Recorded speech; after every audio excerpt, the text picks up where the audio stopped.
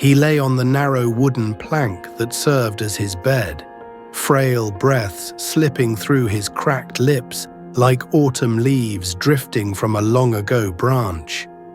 Around him, his brothers in the Sangha gathered in hushed reverence, their faces lit by the flicker of oil lamps. For decades, they had sought his wisdom in the quiet of dawn and the stillness of dusk, and now the great master, whose name alone brought peace to troubled hearts, was nearing the end of his journey. With what little strength remained, he turned his gaze toward the young monk who knelt closest to his side and spoke two words that seemed to carry the weight of the world. Never a cat. Silence fell like a heavy curtain. They had expected his final words to be grand pronouncements on enlightenment or parting advice on the nature of suffering. Instead, the master's warning sounded cryptic, almost absurd. A cat. What danger lurked in the soft paws of a feline? The young monk's heart pounded with confusion, but the master's voice slipped away, a fading melody in the still air. In the days that followed, the monastery moved through the rituals of cremation, chanting sutras until smoke curled into the sky, carrying the old monk's spirit toward realms unknown. Yet while the others found solace in the farewell rites, the young successor could not shake the master's final admonition. Each evening as the shadows deepened, his mind returned to the question, why not a cat? Among the silent halls and moss-carved stones of the courtyard, an elder monk, bent with age yet bright of eye, watched the youth's distress. He remembered the day the master had first arrived at their humble monastery, a gaunt figure with a single robe and quiet determination, leaving behind family, wealth, and comfort for a life of renunciation. Over the years, he had shared his teacher's secrets and seen the trials that had shaped the serene face now gone from the world. One afternoon, guided by compassion, he approached the troubled successor. "What weighs upon you, my son?"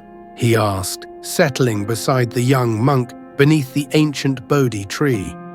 The youth exhaled raggedly, voice trembling. "My teacher's last words, never a cat." "I cannot fathom their meaning." A soft smile creased the elder's weathered skin. He nodded, as though relieved to pass down a secret long held. With a steady voice, he began the tale. When the master first renounced his home, he wandered toward the deep forest that bordered a small, dusty village.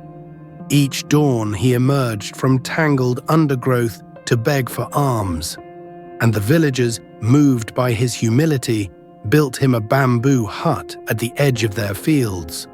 With only 2 rags for clothing and a simple bowl for offerings, he lived in contented silence, until one night, rustling in the shadows, revealed a gang of hungry rats gnawing at his precious garments.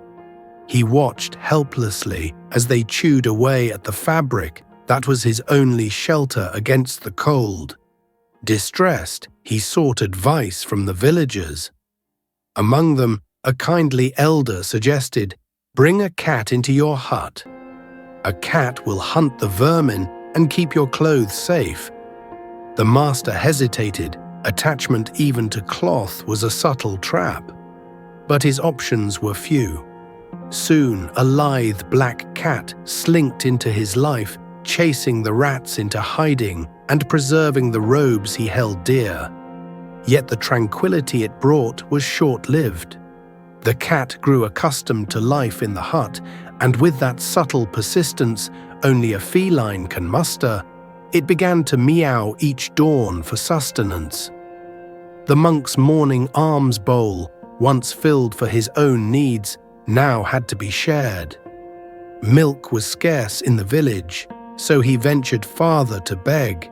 and each journey led him deeper into dependence on the village's kindness. Concerned villagers convened under the banyan tree and proposed, "If milk is your worry, why not keep a cow? It will provide all the milk you and your companion require." Though he had forsaken attachments, he saw the practicality in their words, and so a calf was gifted to him.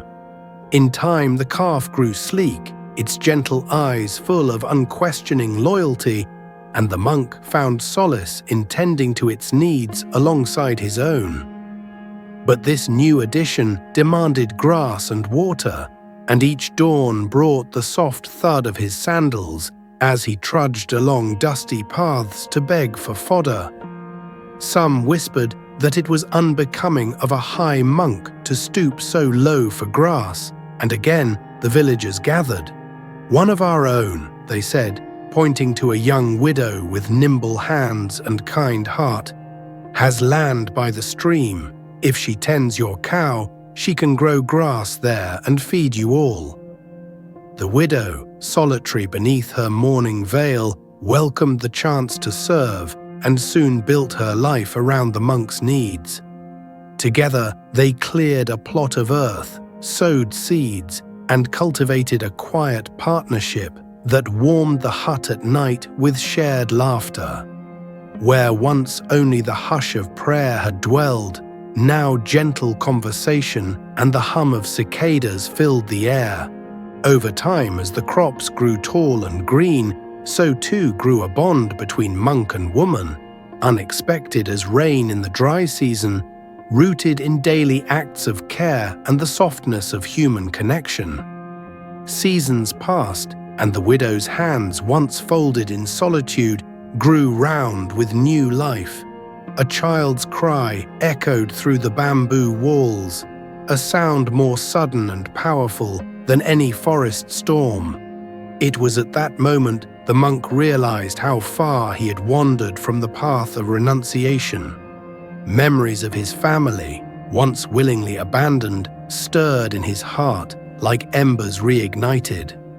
The cat had been his first concession, a small mercy granted in exchange for protection of his robes. The cow, then the widow, then the child, all had followed in a quiet cascade, each need tipping him further from the vows he had sworn by. When the elder monk finished, the young successor sat in silence, the story unfolding within him like a dream dissolving at dawn. "The cat," whispered the elder, "was the first crack in his resolve." From that single act of mercy, a whole world of attachments blossomed unseen, until he found himself bound once more by the very desires he sought to transcend. The successor looked up, eyes glistening. In the glow of the oil lamps, he saw not a simple warning, but the fragile root of temptation. A cat may seem innocent, but its call for care can open the heart to unwelcome longing.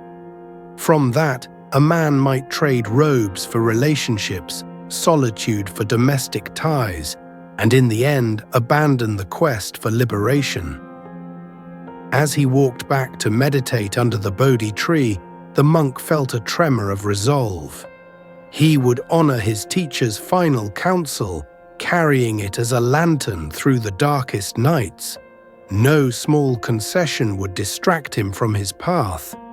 He would guard his practice with the same vigilance a cat guards its den, ever watchful, ever mindful of the slightest rustle that might herald a return to the world he had renounced. And so the monastery settled into quiet once more. But among its quietude lingered a lesson whispered from master to successor, from elder to novice, carried forward like a sacred melody. Beware the seemingly harmless little things, for they are often the gateway through which the world returns. And in that warning, the true voice of the Master endured, guiding each heart toward the freedom beyond attachments, shining brightly through the simple phrase that had sounded so strange: "Never a cat,